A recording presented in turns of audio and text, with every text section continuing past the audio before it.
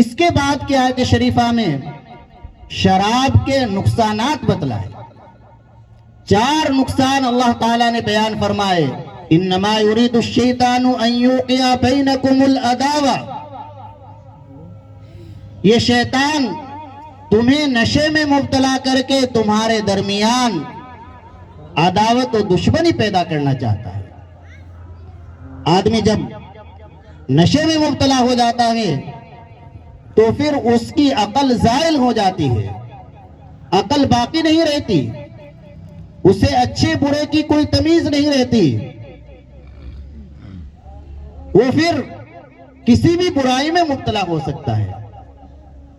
اللہ کے نبی صلی اللہ علیہ وسلم نے فرمایا کہ شراب یہ ہر برائی کی جڑ ہے، ام الفواحش ہے، تمام برائیوں کی جڑ ہے۔ اور اللہ کے نبی صلی اللہ علیہ وسلم نے قصے سے صحابہ کو سمجھایا اور بتلایا کہ دیکھو یہ شراب تمام برائی کی جڑ کیسے ہے۔ حدیث پاک کی کتابوں میں واقعات موجود ہے۔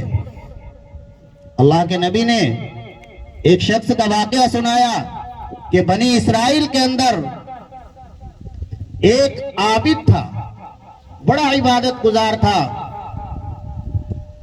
ایک عورت کو اس عابد سے عشق ہو گیا اور اس عورت نے اس عابد کو بلایا کسی بہانے سے، اور بلانے کے بعد کمرے کا دروازہ بند کر دیا۔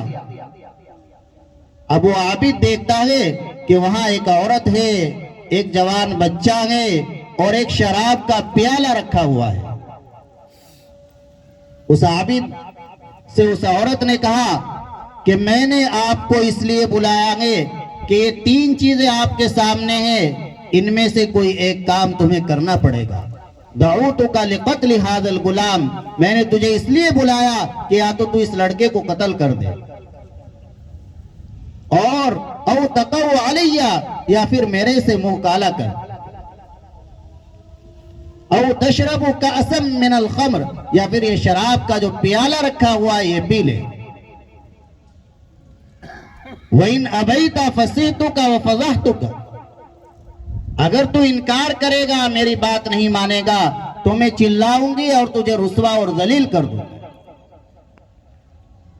اب اس عابد نے سوچا اللہ کے نبی یہ سمجھا رہے ہیں اس حدیث پاک کے اندر کہ دیکھو میں نے جو تمہیں بتلایا کہ شراب، نشہ یہ تمام برائیوں کی جڑ کیسے ہے، تو اس عابد نے سوچا کہ کسی کو ناحق قتل کرنا یہ بڑا ظلم ہے، زنا اور بدکاری کرنا یہ بھی بہت بڑا گناہ ہے، اس لیے اس نے یہ سوچا کہ شراب کا ایک پیالہ پی لوں، اس کو ہلکا سمجھ کر شراب کا پیالہ پی۔ اب کیا تھا، جیسے ہی شراب پی عقل زائل ہو گئی، لڑکے کو بھی قتل کر دیا اور زناکاری میں بھی مبتلا ہو۔ اللہ کے نبی صلی اللہ علیہ وسلم نے فرمایا کہ دیکھو میں نے آپ کو بتلایا کہ یہ تمام برائیوں کی جڑ ہے نشہ، اس نے نشے کی برائی کو مول لے لیا، اس کو اختیار کر لیا تو تمام برائیوں میں مبتلا ہو گیا۔ اللہ کے نبی نے فرمایا کہ جب آدمی نشہ کر لیتا ہے تو پھر اسے کوئی تمیز باقی نہیں رہتی، کون ماں ہے، کون بہن ہے، کون پھوپھی ہے اور کون بیوی ہے، اسے کوئی فرق ہی نہیں رہتا۔